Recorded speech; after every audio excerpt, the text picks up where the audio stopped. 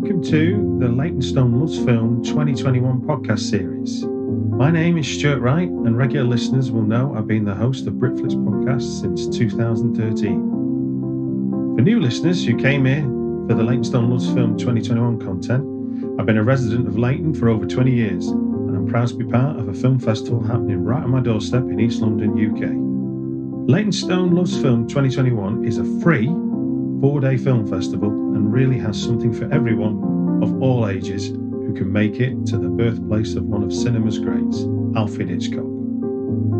It runs from Wednesday 15th September to Sunday 19th September in outdoor and indoor venues along the Leytonstone High Road and across town. There'll be open-air film screenings in Langthorne Park and indoor events in Leytonstone Library, St John's Church, Phillybrook, Heathcote and Star, Nexus Centre, online and more.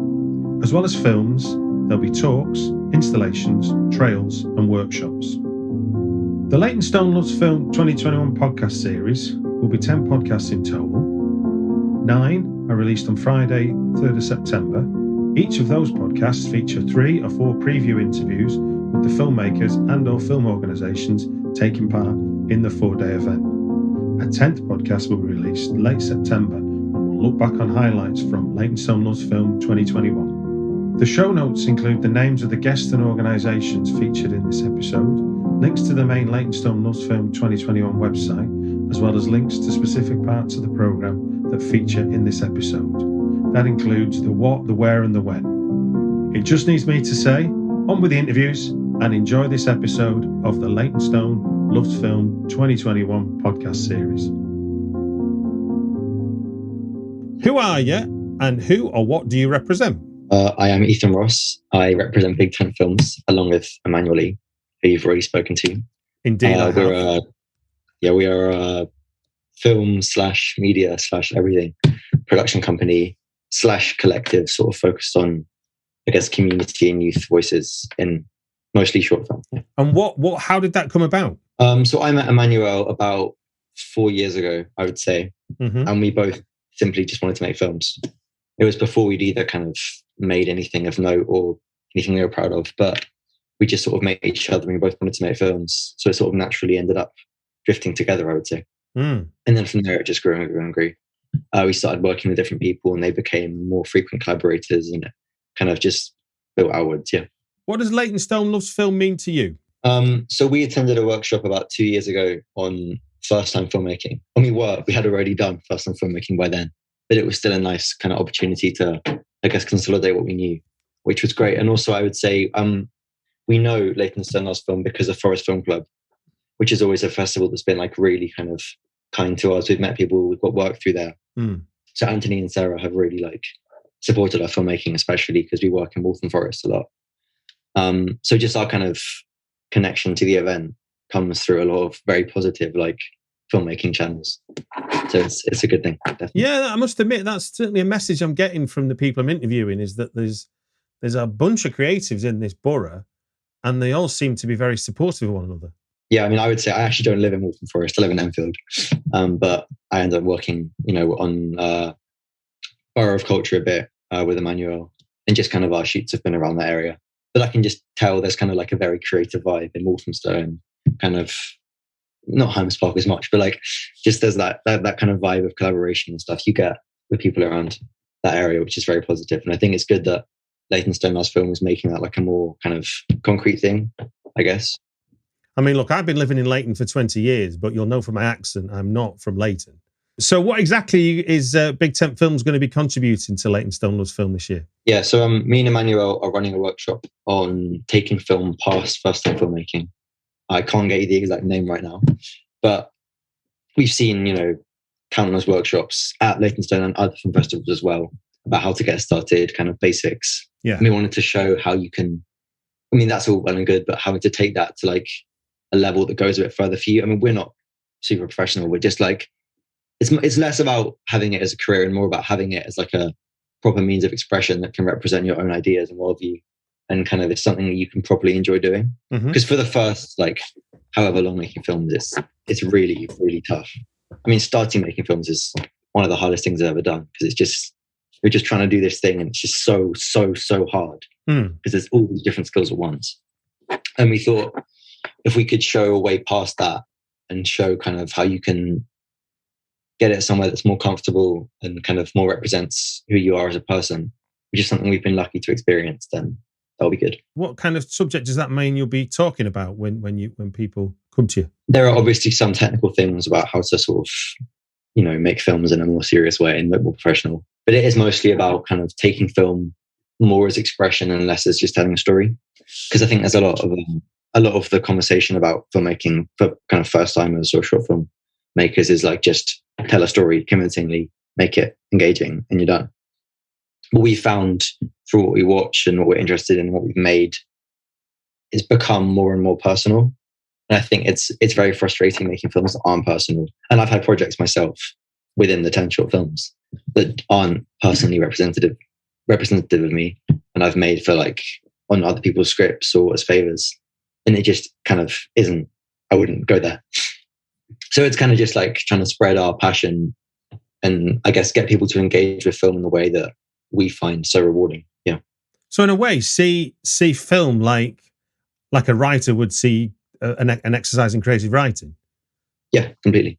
Outside of what you'll be doing, what aspect or specific event are you looking forward to at Leytonstone Loves Film this year? Well, I haven't had a chance to properly go through the program, but we did a panel with Not Another Film Club. I think they're doing some film showings, and we'd definitely be interested in those. Me and Emmanuel are both quite avid cinema goers, so that would be great for sure. What is it about what they do that appeals to you? Well, I think it's always good to have kind of curated cinema. The films that we find ourselves watching tend to be in those kind of channels like a movie or certain art house cinemas, which kind of curate it and make sure it's like a personal experience. I think it all comes back to that for film, but it's good because what they're doing is kind of making film more personal in what they're showing compared to like Cineworld. What is it about, and obviously we're coming out of a lockdown where we've not been able to do this very much, but what is it in particular about the shared experience that enhances film so much or makes film better? I think films are kind of designed to play to different people. I mean, the whole process of making a film, however it is about your own expression or your own kind of ideas, it is completely collaborative. Yeah. There's no aspect of film that's just one person. Even the most kind of rigid auteurs still collaborate with dozens of people. Yeah. So I think experiencing a film by yourself takes away from that. And you should be able to discuss and share and kind of combine experiences and opinions, because everyone comes to a film with different baggage and different ideas. And I found definitely the times that I've connected to films the best has often been with other people, because I can say, I like this, you like this. How do we see it differently? And I think it's the same thing with filmmaking, because if you come to it just with your ideas and you close off, you don't get other people's perspectives. And I think with film watching as well, that's why cinema is amazing, because people will laugh, people will cry at the same time. It's what you need. I love that about film discourse, when you can come out of a cinema, you've watched it and you've narrowed down on what you thought the film was, and then you say to your friend, wasn't it amazing how they covered this theme or that theme or whatever? And your friend goes, it wasn't about that at all. Yeah. And then suddenly you're having to relearn a film you've just walked out of. Or you have a nice heated debate, one or the other, depending how strongly you feel. I remember really clearly seeing Midsummer actually with Emmanuel a couple of years ago. And us both being quite kind of shaken, because it's, quite a scary film, we think. And the couple behind us just laughing the entire time. And it being such a weird disconnect between how we experienced it and how they experienced it. But I think it made it better, actually, because it was like, kind of shows you the different points of view you can get. Well, that can be confusing, can't it? And that's a good thing. Yeah. It's not a pejorative sense. It's sort of like, why am I scared and why are they finding it hilarious? Yeah. What am I not seeing, or what are they seeing? And we really missed that. Maybe they were drinking the tea that they were having in Midsummer, the people sat behind you. Here's a test for you. I asked Emmanuel what would be his 2 top tips for making a movie based on what you've learned making your 10 films. I would say listen to people around you, because if you're closed-minded, it doesn't go well. And I would say come prepared as well, because I've had productions where I haven't done any short listing or storyboarding or any kind of prep, and it's just terrible, because it's filmmaking is juggling a million things. So be prepared, but also be open. That's what I would say. Excellent. I think one of them's an overlap, but one of them's not. So it'll be interesting to see when you get a chance to hear what Emmanuel said. Now, I didn't ask him this, but because of what we've been talking about, I feel it's a good question. If you could have any filmmaker do a workshop at Leytonstone Loves Film, who would you can have alive or dead, who would you invite down in your fantasy film workshop you could put on? That's a very difficult question. I'm quite a film fan. I would say at the moment I'm quite into Robert Altman. Okay. Who made Longgoodbye and stuff. And I think even though my favorite directors aren't that style, I think that kind of improvisational, working with actors quite a lot is something I'd love to be able to improve on. And he made so many films. So dead Robert Altman. Well, there we go. No bad choice there.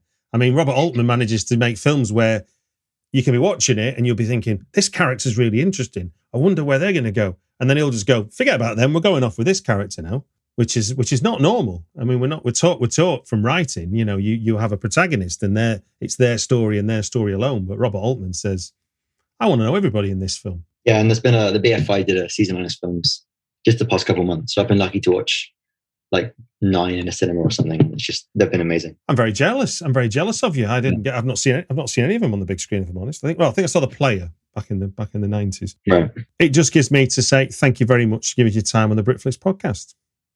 Oh, thank you. Thank you for having me. You are listening to the Leytonstone Loves Film podcast series. Leytonstone Loves Film returns for a third year from the 15th to the 19th of September 2021. Across 4 days, Leytonstone in East London will be host to a variety of free events brought to you by local filmmakers and film organisations. Let's get back to the interviews. Who are you and who or what do you represent? My name is Simon PURNELL and I own and run a bar restaurant in Leytonstone called BROOK. And where can people find the Phillybrook? You can find us down Grove Green Road, down towards the Heathcote pub, in what looks like a big black shed, which used to be Air Cadets training base, built in the 30s. I'm led to believe by one of our older residents nearby who remembers it being built. Okay. And it's been used for many different things since then, but over recent times. Now it's where we call home. Brilliant. What kind of food are you doing at the Phillybrook?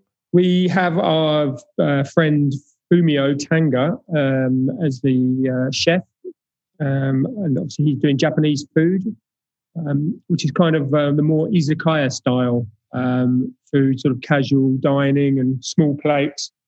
So not your sushi Japanese. It's like I say, more the casual side of Japanese dining, which I don't know. It's a little bit underrepresented in London in many ways. There are a few places around, but it's not the norm, and certainly not what you think of when you think Japanese food. No, for sure. I remember going to a place on Charlotte Street in the West End. Yeah, there were a few places. I don't know if some of them have disappeared, but you can find it around London. Now, the Phillybrook's going to be one of the venues for Leytonstone Loves Film. So, what was it that convinced you to get involved to be one of the venues at Leytonstone Loves Film? Obviously, when the Barbican approached me, and obviously I've got huge respect for the Barbican anyway. So when they wanted to kind of work with us, then it was initially I was very interested to do that, and then when we started to explore what it would actually be and what it would mean, then it was a no-brainer to say yes and to offer our space, for the local film. And it's interesting that it was a former Air Cadets. I am a former Air Cadet. Are you? From the north of England? Yeah. Unfortunately for the RAF, it was enough to convince me not to join. I couldnned take orders from a 17-year-old, so I thought the idea of going that step further. But I had lots of fun while I was doing it. So how's the Phillybrook space going to be used for Leytonstone Loves Film? Are you exhibition, or are you going to be showing films? We're going to be showing films, and we're lucky here that we do have a lot of space. Mm-hmm. We have a room at the back of the building, which we call the gallery room, which is our sort of more events type space, which we haven't really utilised because of obviously COVID over the last few months has restricted what we can and can't do. So we're just now starting to build up a program of events, and So that's where the films will be shown. Fantastic.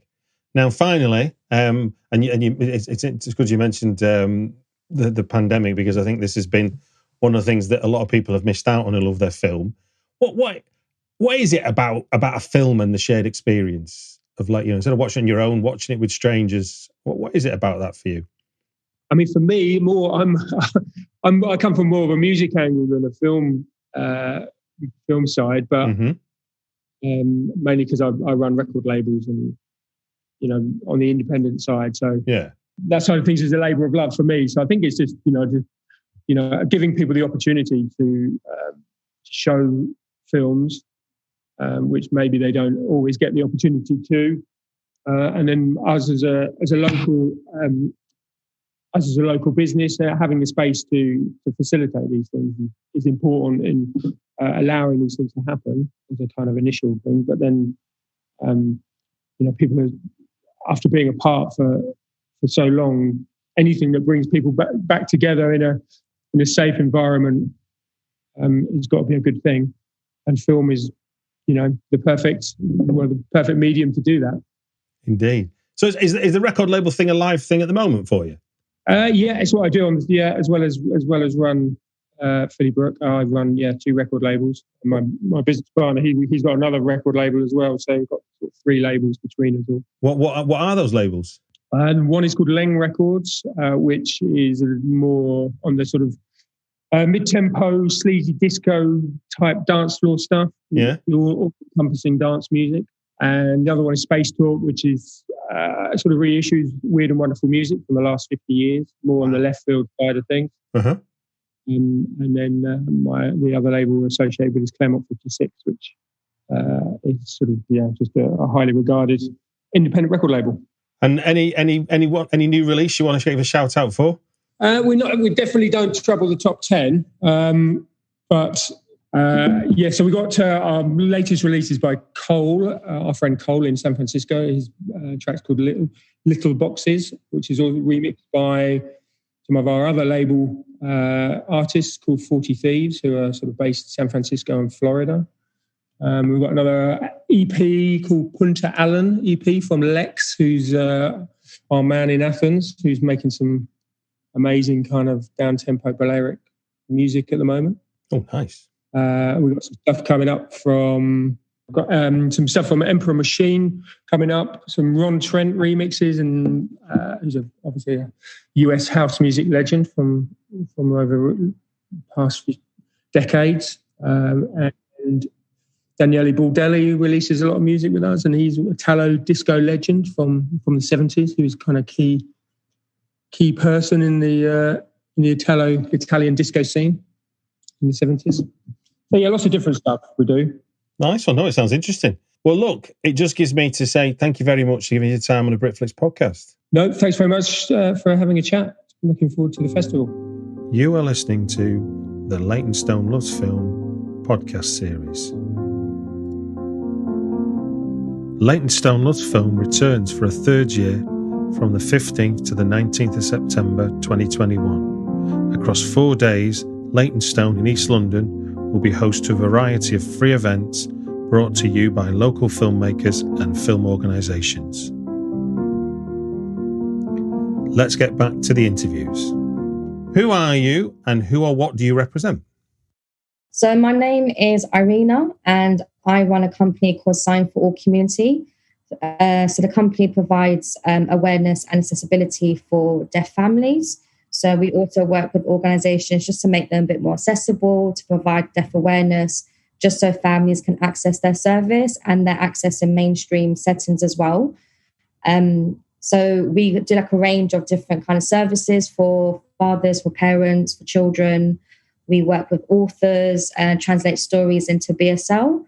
We work with the cinema. So we'll host like a family film event where we'll go and show a new film, have it in subtitles, and then we'll add like a performance so the kids get to see a deaf role model. They get a bit more than just going to a cinema, just watching a film.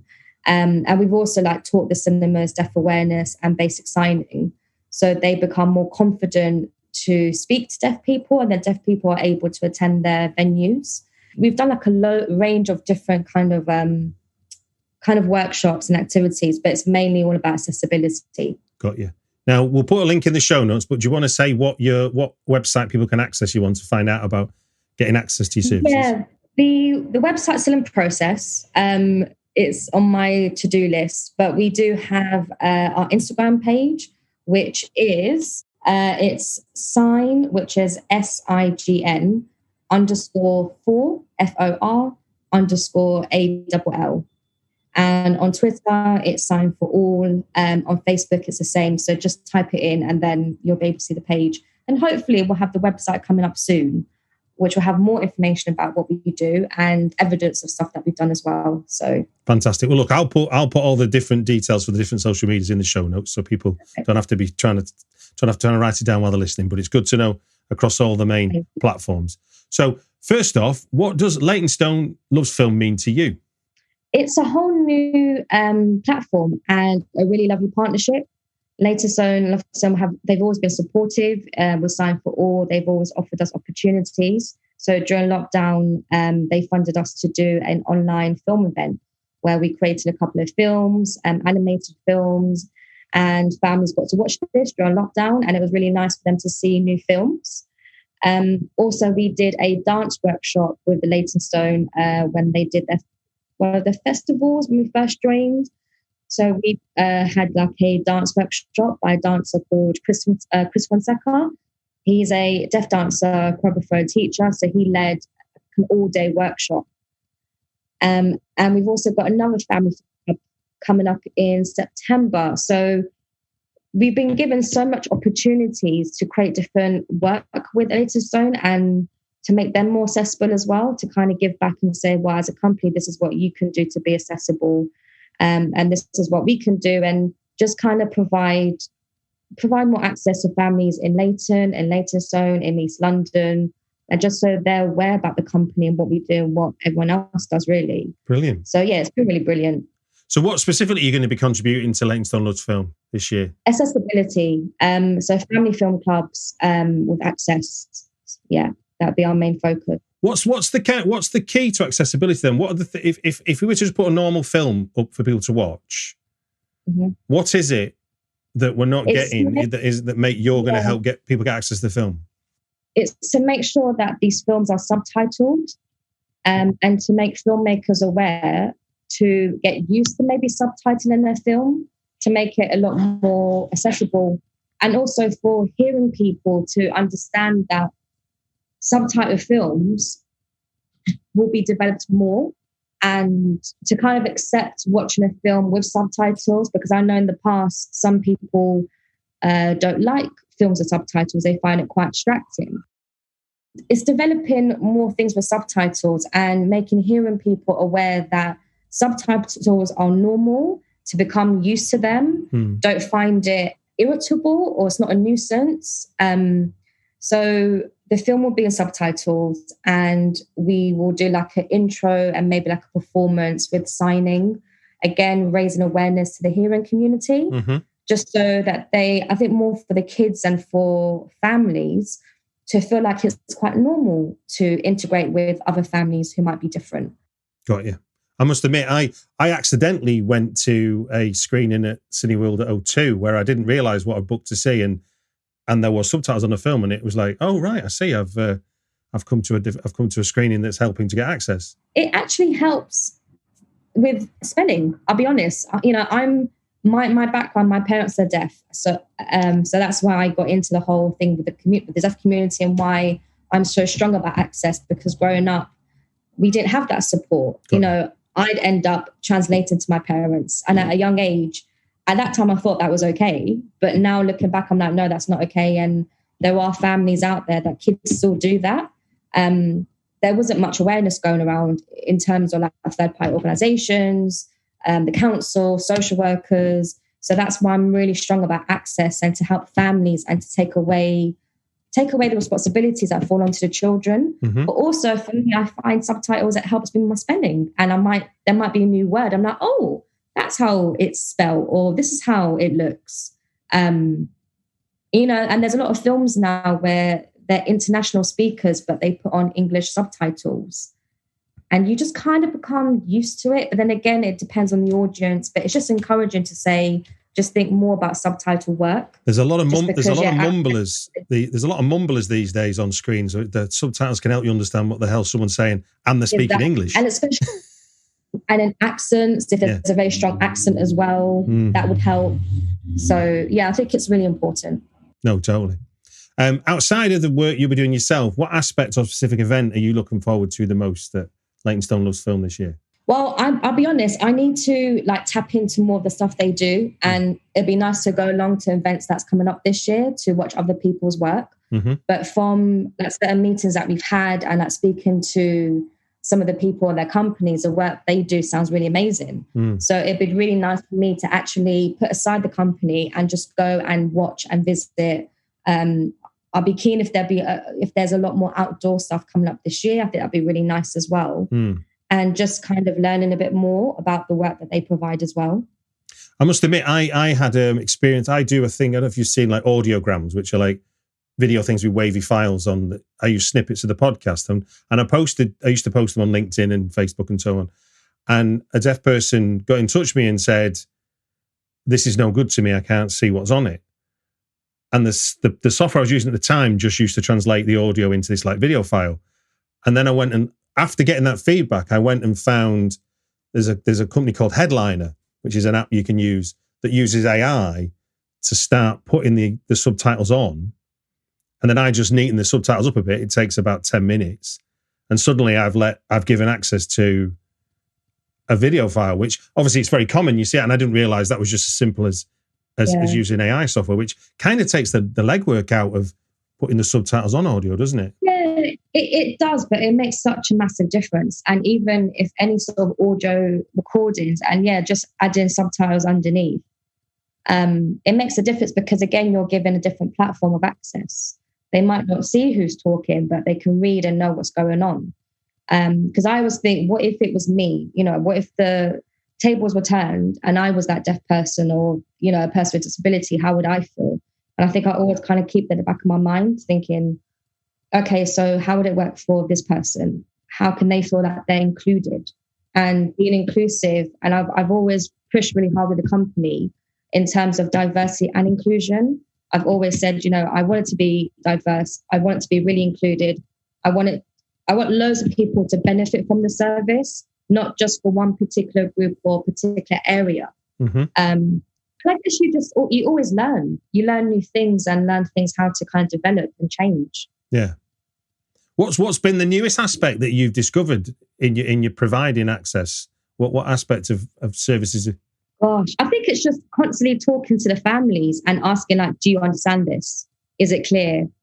Because I realized when I did marketing and just posters, I'd make sure the information was really, really clear, but I'd still have parents go, so what time does the film start? I'm like, it says right there on the poster. So then we started doing promotion videos with the signing, and that really, really helps, showing the venue and then signing with a voiceover and subtitles. So I've been doing more of that during lockdown and more kind of just videos, just making things a lot more clearer. And just constantly just asking the families, is this clear? What can we do to improve? Because there's always room for improvement, to be honest. Indeed. Everything's a work in progress on the next work in progress. It is. Why do you think film works best when it's a shared experience? Because it brings the community together. It's a chance for everyone to be in the same room, whether it's indoors or outdoors, watch a film that they enjoy. It might be something completely new. And films are educational. There's always a meaning behind films. There's always meanings behind what they're showing. And it's just good for people just to enjoy something and hopefully they learn from it. I think it's a good way of getting the community together. Couldn't agree with you more. Well, look, IRINA, it just gives me to say thank you very much for giving us your time on the Britflicks podcast. Thank you very much too. Thank you. You are listening to the Leytonstone Loves Film podcast series. Leytonstone Loves Film returns for a third year from the 15th to the 19th of September 2021. Across 4 days, Leytonstone in East London will be host to a variety of free events brought to you by local filmmakers and film organisations. let's get back to the interviews. Who are you? Hello, my name is Caroline Wilson. I am a writer and a curator, and I lead a youth film collective in London called UNDRLNDN, where we help young filmmakers and we screen work from emerging talent. Mostly young filmmakers, but the word young is quite... I don't want that to be a limitation on someone who maybe have started their career a bit later, because I believe, if you want to make it work, you'll make it work. So we're just here to support anyone who's starting off and who wants to connect with like-minded creatives.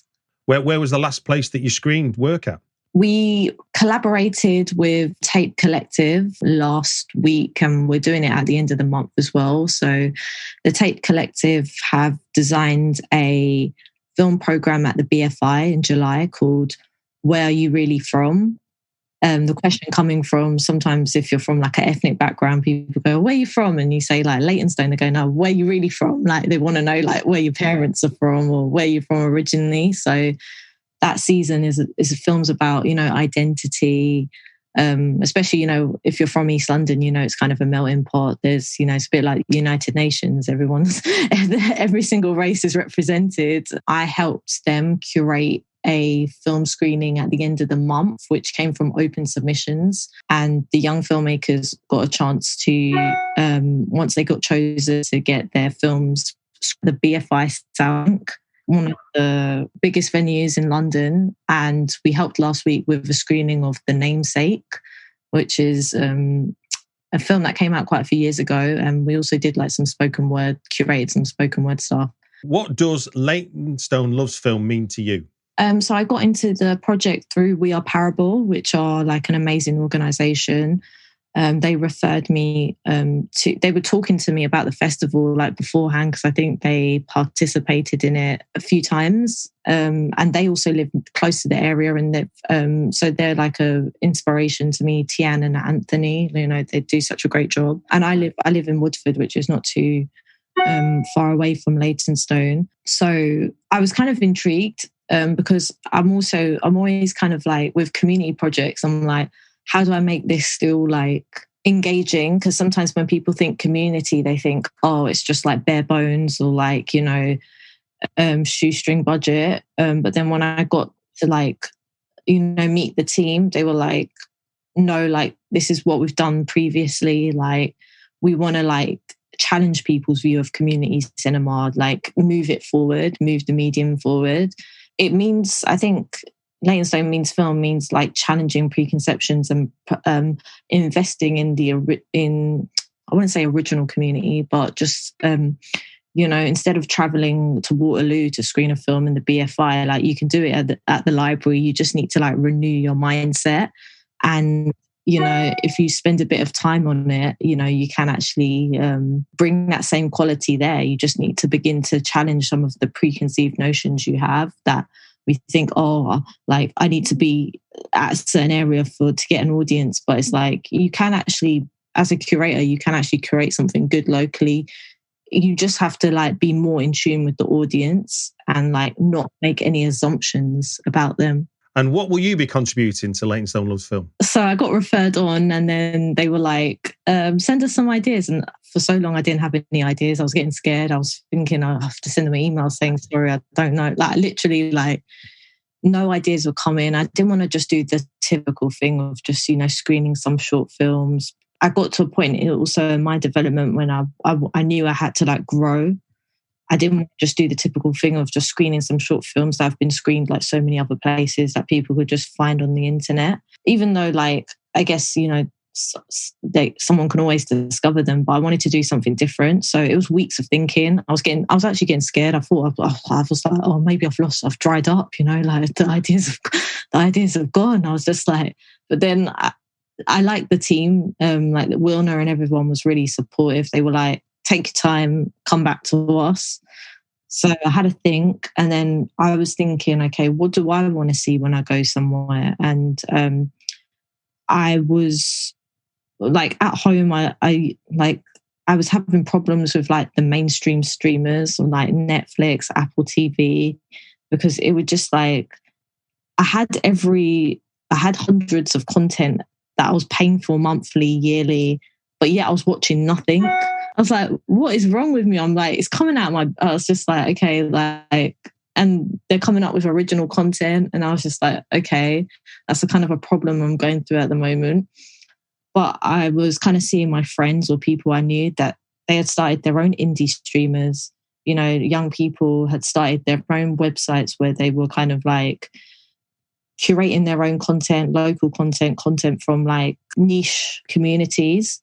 So I was like, okay, maybe that's my way in, like doing an exhibition about independent streamers, because we all know about Prime, Apple TV, Netflix is like the conglomerate or whatever that's called, like that's like taking over. But I was like, okay, how can I challenge the mainstream? And I was just like, okay, cool. I think I've got my way in. So I already knew a few streamers. I had like, or just creatives I knew who were like, I want to start my own streamer. And I just thought that was so inventive. So I was like, okay, let me do an exhibition like that, that people can go to and start looking into content that they wouldn't normally go into and know that that's an alternative for them when they get home.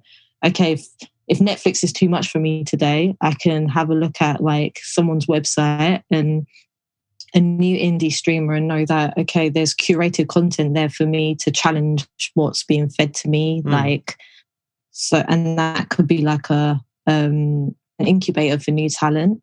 So that was kind of like my way in. So I submitted my proposal first. I was getting a bit scared, oh, they're going to think, okay, like, hope this is worth the wait. But they were like, oh, that's kind of interesting. So that's, yeah, kind of what I'm contributing to the festival, God willing. My concept is I created a slideshow, and I've also got to like do my like budget form as well. Like I want it to be kind of like you go in there and it's like a bedroom, like a gamer's bedroom, and you've got like multiple TV screens and you pick what you want to watch. Each TV screen represents like a streamer, and you get to pick like, have a look, and also like portraits on the wall of the streamers. So you get to kind of like see the stories and the creators behind them and their process, because we also want it to be inspiration for more independent indie streamers to come about. So people to be like, hang on, like I've got ideas, because I hear so many people saying, you've got to watch this show, you've got to watch that show. And I'm just like, okay, you just need to put it on a list for me so I can follow it. Like, you know, so many people, they don't necessarily work in film, but they're so passionate about their favorite TV shows or their favorite films. So I think it's healthy, since, streaming is just the way that the industry has moved forward. I think we need to also champion the counterculture and the independent voices that are rising through. And I think, hopefully with this exhibition, if we inspire one person just to start their own playlist or their own, I think that will be cool to just continue that along. What's the title of your strand of the festival? What's the title you've given it? Well, I need to think of like a more catchy title. It's like indie streamers, but I need to think about that more. That's another thing. Sometimes my brain is slow. It takes time for the penny to drop. But sounds like you've been doing a lot of thinking. Don't worry about that. What aspect of or specific event outside of what you're doing are you looking forward to at Leytonstone Loves Film? I think with going to the partner meetings and stuff, it really seems like there's a lot of different people from different demographics and ages that I'm kind of interested in attending and having a look, because I think sometimes I've worked a lot with people who are similar age to me, who kind of like the similar things, and sometimes through hearing some of the pitches, like they're completely different. Like, and I think that's kind of what I need at the moment. So I'm kind of interested in keeping an open mind and just like popping into things and really like, because sometimes my inspirations come from things that are like so, things that I would never expect. And then I'm like, I see something, I take a bit of it and I'm like, okay, I'm going to use that for my next thing. They're the best inspirations. Exactly. Why do you think film works best when it's a shared experience as opposed to watching a film on your own? I think it carries memories of the event, of like going there, sitting down. So it's the whole like communal thing. When I go to the cinema, I also like to know the reactions around me, like to certain scenes or certain things. So certain things like I don't find funny, but I'm hearing everyone laugh. So it challenges my own viewing experience as well. And I think like I'm such like a geek. I like going to the cinema by myself sometimes. But like sometimes it is necessary for me to like go with a friend, go in the screen that's, you know, like fullish. I've been inspired by what's happened with like Space Jam over the opening weekend, you know, families coming down, you know, parents who were children when the first one came out are now bringing their children for the second one. It's like a whole new generation. And that's what cinema's about. You know, people are like, oh, it only scored this on Rotten Tomatoes. I'm like, who cares? It's not for that. That's not what the film is for. Well, look, it just gives me to say thank you very much for talking to us on the Britflicks podcast. Thank you so much for having me. Thank you. That's it for this episode of Leytonstone Loves Film 2021 podcast series. If you've got time, please remember to rate, review and subscribe wherever you listen to your podcasts. Thank you for listening. Leytonstone Loves Film is produced by the Barbican in partnership with local residents and organisations and is commissioned by the London Borough of Waltham Forest, supported by Arts Council England.